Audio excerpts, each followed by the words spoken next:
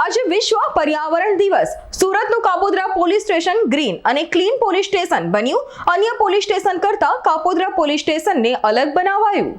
મારું નામ મનોજ અવસુરા છે। હું પોલીસ ઇન્સ્પેક્ટર તરીકે કાપોદ્રા પોલીસ સ્ટેશનમાં ફરજ છેલ્લા સપ્ટેમ્બર મહિનાથી બજાવું છું।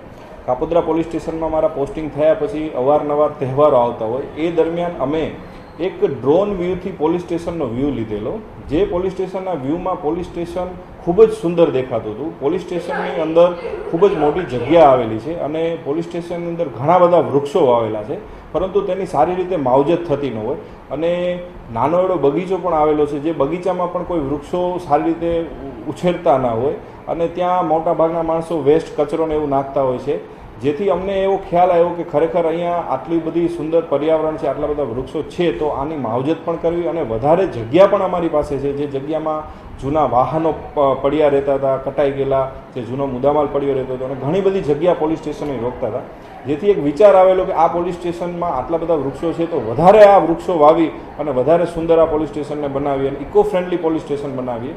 જે અનુસંધાને અમે વૃક્ષો વાવવા માટેની પ્રક્રિયા ચાલુ હતી, મુદ્દામાલ હટાવવા માટેની પ્રક્રિયા ચાલુ હતી। તે દરમિયાન અમારી મુલાકાત સુરત શહેરના ગ્રીનમેન તરીકે ઓળખાતા વિરલભાઈ દેસાઈ સાથે થયેલી। એમની સાથે મારી મુલાકાત થયેલી અને અમે બંને પોલીસ સ્ટેશનમાં એક જોઈન્ટ વિઝિટ કરી અને વિઝિટ દરમિયાન અમે નક્કી કરેલું કે જગ્યા ઉપર એક સારો સુંદર વન બનાવીએ, સૂત્રો મૂકીએ અને પર્યાવરણ અને પોલીસને મિક્સ કરી અને પ્રજાની સેવા કરીએ। જેથી અમે જૂનો મુદ્દામાલ પડેલો હતો એ પણ ત્યાંથી હટાવેલી અને વિશાળ જગ્યા જે અમને મળેલી, જેમાં અમે આશરે કુલ 900 જેટલા વૃક્ષોનું વાવેતર કરેલું છે, 900 જેટલા છોડવા વાવેલા છે। આખા પોલીસ સ્ટેશનમાં જગ્યાએ કુંડા મૂકેલા છે અને અમારો હેતુ એવો છે આ પોલીસ સ્ટેશનને ગ્રીન પોલીસ સ્ટેશન બનાવવાનો। આ પોલીસ સ્ટેશનનું નામ અમે ગ્રીન કાપોદ્રા પોલીસ સ્ટેશન તરીકે રાખવા ઈચ્છીએ છીએ અને અમારો હેતુ એવો છે કે પોલીસ ખૂબ જ સ્ટ્રેસમાં કામ કરતી હોય છે। મારા પોલીસ સ્ટેશનમાં આશરે 90 જેટલા પોલીસ કર્મચારીઓ કામ કરે છે, ખૂબ સ્ટ્રેસમાં કામ કરતા હોય છે, જેને એક સારું વાતાવરણ મળે, એક વૃક્ષોથી હૈરુભૈરું પોલીસ સ્ટેશન હોય। આ ઉનાળામાં ખરેખર આ પોલીસ સ્ટેશનમાં ટેમ્પરેચર પણ 2 ડિગ્રી જેટલું ઓછું રહે છે, જેની અનુભૂતિ પબ્લિક અને પોલીસ બંને કરે છે, જેથી એક સારું વાતાવરણ મળે। આ વૃક્ષો વાવ્યા પછી અમે ચકલીઓ આવે એના માટે માળા પણ પોલીસ સ્ટેશનમાં મૂકેલા છે અને સુંદર ડિઝાઇનો કરેલી છે। ઇવન લોકઅપમાં આવતા જે આરોપીઓ છે તે પણ પર્યાવરણ અને એક ક્રાઇમ છોડે એ માટેના સૂત્રોચ્ચાર અને પેઇન્ટિંગો પણ અમે કરેલા છે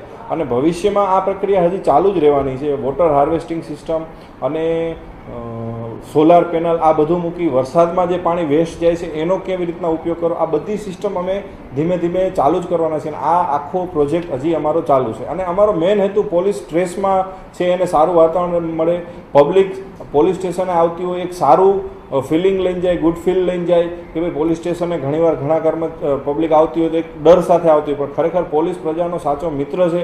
એ સાર્થક કરવા માટે પણ આ પર્યાવરણ ખૂબ જ ઉપયોગી છે અને આપણો જે હેતુ છે કે સારું ઓક્સિજન, સારું વાતાવરણ મળે અને સારી જગ્યાએ કામ કરી શકીએ તો એનું આઉટપુટ પણ ખૂબ જ સારું મળે અને એના હિસાબે પોલીસને અને પોલીસના પરિવારને પણ સારું વાતાવરણ માટે આવો અમે પ્રયાસ કરી રહ્યા છીએ। સાહેબ, ખાસ કરીને પાસપોર્ટની અરજી માટે આવતા હોય છે જે અરજદારો, તેમને પણ કોઈ ગિફ્ટ આપવામાં છે? અમે એવું પણ આયોજન કરવાના છીએ કે પોલીસ સ્ટેશને માત્ર ફરિયાદીના આરોપી નથી આવતા, સારા માણસો પણ આવે છે અને જે કોઈને કોઈ પ્રકારના એનઓસી લેવાનો, પાસપોર્ટ માટે હાલ તો પોલીસ સ્ટેશને આવવાની વ્યવસ્થાઓ નથી, પરંતુ ભૂતકાળમાં પાસપોર્ટ માટે આવતા અને કોઈને કોઈ કામ સબબ પોલીસ સ્ટેશન આવતા હોય। ઘણા વડીલો પણ પોલીસ સ્ટેશનને મુલાકાત લેવા આવતા હોય છે। એસપીસીના બાળકો, કેડેટોને પણ અમે બોલાવતા હોઈએ છીએ પોલીસ સ્ટેશનની વિઝિટ કરવા માટે। જે બધા માટે અમે એક એવું આયોજન કર્યું છે કે એ બધાને એક વૃક્ષ અમે એક છોડ ગિફ્ટમાં આપીએ, જેથી કરીને એને પોલીસ સ્ટેશનમાંથી એક છોડ મળે છે અને યાદી રહે અને એ વૃક્ષ વાવે તો એને પણ એક આખી જિંદગીનો આનંદ મળે, એવો પણ અમારો પ્રયાસ છે। અમારી તમામ માહિતીથી અપડેટ રહેવા માટે જોડાયેલા રહો S9 ન્યૂઝ સાથે।